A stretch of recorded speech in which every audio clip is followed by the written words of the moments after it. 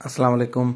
अच्छा हाणे हे टे क्वेश्चन मां प्रैक्टिस जे लाइ ॾिना हुया, जंहिंमें असल मां जंहिं बैंक खां 15 लाख कर्ज़ु वरितो आहे 10% पर इनम अथसि। ठीकु आहे, कंपाउंड इंट्रस्ट आहे, इन जो मतिलबु आहे इन 10% कढंदो उहो घणो थी वेंदो। तव्हांखे मां सम्झायो आहे 15 लख आहिनि, हिकु ज़ीरो ख़तमु कंदो, यानी कि हे थी वेंदो 15 लख इहो थी वेंदो 1.5 लख, यानी 1,50,000। उहो तव्हां वरी हिन में एड कंदो। पहिरियों 15 लख हुया, हाणे 16.5 लख थी वेंदा। वरी उनजो 10% कढंदो, वरी उहो एड कंदो, वरी उनजो 10% कढंदो, वरी उहो एड कंदो। इहो तव्हांजो जेको आहे सो अची वेंदो। अच्छा, आख़िर में स्टेटमेंट खे सम्झणु तमामु ज़रूरी हूंदो आहे त चए छा थो, छा इहो चए थो त केतिरो अमाउंट पे कंदो। ठीकु आहे, हाणे हिन में काफ़ी स्टूडेंट मूंखे ख़बर आहे ग़लती करे विया हूंदा त find the amount he will return to the bank. हाणे हिन में त टोटल अमाउंट चए थो केतिरो आहे। हिन में ॾिसो मां हिन में छा ट्रिक रखी आहे, यानी तव्हां सॉल्व बि सही तरीक़े सां करे वेंदो, पर आख़िर में ग़लति आंसर ते तव्हां ग़लति ऑप्शन ते टिक करे वेंदो। ॾिसो चए थो जेको आहे सो अली जेको आहे लोन वरितो 16 लख रुपया, 5% जे हिसाब सां 500 65 घणो थींदो आहे, 500 जेतिरो बि थींदो आहे। बहरहाल जेको आहे जेको बि अमाउंट थिए उहो तव्हां कढंदो। हाणे हिन में छा थो चए, find the amount of interest he will pay. हाणे हिन जो मतिलबु आहे जेको बि 5% पर इनम जे हिसाब सां जेको हुनजो इंट्रस्ट बि ईंदो, सिर्फ़ु उहो तव्हांखे ॿुधाइणो आहे। हाणे हिन में स्टूडेंट छा ग़लती कंदा, उहो हिन में एड करे पोइ जेको आहे सो ॿुधाईंदा। यानी मिसाल था वठूं, हिन जो मिसाल थोरी देरि जे लाइ मूंखे ख़बर न आहे, मिसाल 80,000 बीठो या 70,000 बीठो या जेको आहे सो 40,000 बीठो। मिसाल 80,000 बीठो असां हिन में एड कंदासीं त 16,80,000 थी वेंदो। हाणे स्टूडेंट जेको 16,80,000 खे टिक करे वेंदा। हालांकि इहो त चयल ई न आहे त टोटल अमाउंट केतिरो पे कंदो। हिते चयल आहे find the amount of interest he will pay, माना उहो सिर्फ़ु इंट्रस्ट पुछियल आहे केतिरो पे कंदो। ठीकु आहे, सो इहो तव्हांखे डिफरेंस सम्झणो पवंदो। हाणे अचूं था हे जंहिंमें काफ़ी स्टूडेंट मुंझी विया हूंदा, जेकॾहिं मुंहिंजे सम्झाइण जे बग़ैर को करे थो वञे त वेल डन। चए थो अहमद लोन वरितो 12 लख रुपया 5% पर इनम जे हिसाब सां। ॾिसो हिन में काथे बि कंपाउंड इंट्रस्ट मेंशन न आहे थियल। जिथे बि कंपाउंड इंट्रस्ट मेंशन न थियल हुजे त तव्हां सम्झी वेंदो अंडरस्टूड आहे त इहो सिंपल इंट्रस्ट आहे। कंपाउंड इंट्रस्ट हूंदो त उहो मेंशन थियल हूंदो, जीअं ॾिसो हिते मां मेंशन कयो आहे। ठीकु आहे, पेपर में अॻिते हली कंहिं बि किताब में कंहिं बि तव्हां टेस्ट में ॾियो था, ज़रूरी न आहे PhD JST में त तव्हांखे कंपाउंड इंट्रस्ट मेंशन थियल हूंदो। न थियल हुजे त अंडरस्टूड आहे, हिन में चयल ॿुधायल न आहे त तव्हां सम्झी वेंदा त सिंपल इंट्रस्ट आहे। चए थो find the amount he will return after 20 months. हाणे हिते स्टूडेंट मुंझी वेंदा। हाणे अचो त मां तव्हांखे सम्झायां थो त इहो सॉल्व कीअं थींदो। हे यादि रखो, लोन घणो आहे अहमद जो 12 लख ऐं इंट्रस्ट रेट घणो आहे 5%। ठीकु आहे, हाणे ॾिसो हिनखे सॉल्व कंदासीं। सभिनि खां पहिरियों फार्मूलो लिखंदासीं, percentage is equal to part upon total into 100।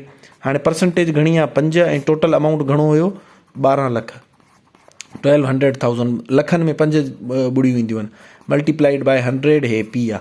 ठीकु आहे, तव्हां ख़बर आहे हे 2 ज़ीरो 2 ज़ीरो सां कटिजी वेंदा। हे 5 इंटू बाक़ी 2 जे पोयों घणा ज़ीरो बचंदा, ॾिसो हे 2 ज़ीरो त कटिजी विया न, बाक़ी 3 ज़ीरो बचंदा। इहे असां हिते लिखंदासीं। ठीकु आहे, हाणे 5 खे 12 सां ज़रब कंदासीं, 5 12 60 ऐं 3 ज़ीरो हे। हाणे इहा ग़लती न आहे करणी त टोटल 3 ज़ीरो ॾियो 6,000 थी वेंदा। हिननि जी ज़रब जे करे हे ज़ीरो अची वियो 6 60 आयो, बाक़ी हे 3 ज़ीरो जेके हुया उहे असां ॾिनासीं। हाणे हे असांजो अची वियो घणो 60,000 पर एनम, माना इन जो मतिलबु आहे हे साल जो आहे। ठीकु आहे, हे हिकिड़े साल जो 60,000। हाणे असांखे साल जो चयल न आहे, असांखे जेको घुरियल आहे उहो ॾिनल आहे महीननि में। हाणे तव्हां छा कंदो, पहिरियों हिनखे पर मंथ ते कन्वर्ट कंदो। हाणे तव्हां ख़बर आहे साल में 12 महीना हूंदा आहिनि, सो इन करे तव्हां 60,000 खे डिवाइड कंदो कंहिंसां 12 सां डिवाइड कंदो। ठीकु आहे, 60,000 खे घणनि ते ॾिसो 12 हिसनि में विराईंदो न। अब हे सॼे साल जो अमाउंट आहे 60,000। ठीकु आहे, सॼे साल जो असां हुनखे छा कंदासीं 12 हिसनि में विराईंदासीं त असांखे हिकिड़े मंथ जो निकिरी ईंदो। त भाउ हिकिड़े मंथ में केतिरो आहे, ॾिसो 2 जो खोड़ो हिन ते 3 दफ़ा। ठीकु आहे, या 6 जो खोड़ो हणो, सां डायरेक्ट सिंप्लीफाई करण में जेतिरो वॾो खोड़ो हणंदो तव्हां लाइ फ़ाइदो आहे। ॾिसो 6 जो खोड़ो हिन ते 1 दफ़ो, हिन ते 2 दफ़ा, बाक़ी 1 2 3 4 ज़ीरो हे पोयों अची वेंदासीं, अची वियो 10,000 डिवाइडेड बाय 2। वरी 2 जो खोड़ो हिन ते 1 दफ़ो ऐं हिन ते घणा दफ़ा 5 दफ़ा ऐं पोयों 3 ज़ीरो अची वेंदुसि। सो कटे सटे साल जो हुयो 60,000 ऐं महीने जो घणो थी वेंदो 5,000 थी वेंदो। ठीकु आहे, हाणे तव्हांखे जेतिरनि महीननि जो चयल हुजे, 12 महीना चवंदो त 12 सां ज़रब कंदो, 10 महीना चवंदो त 10 सां ज़रब कंदो, 50,000 थी वेंदो। हिते 20 महीना चयल आहे त 50,000 खे 5,000 खे ज़रब घणनि सां कंदो 20 सां, छाजे करे हे हिकिड़े महीने जो आहे, 20 महीननि जो खपे त 20 सां ज़रब कंदासीं। हाणे अॻिते ज़रब बिल्कुलु सवली आहे, 5 ॾूं हे 10। ठीकु आहे, हाणे 1 2 3 ऐं चोथों हे ज़ीरो, हे टोटल 4 ज़ीरो अची वेंदा। हिन जो मतिलबु आहे हे 1 लख थी वेंदो। ठीकु आहे, हे 1 लख। इन जो मतिलबु आहे 20 महीननि में जेको इंट्रस्ट जो अमाउंट थींदो उहो घणो थींदो 1 लख थी वेंदो।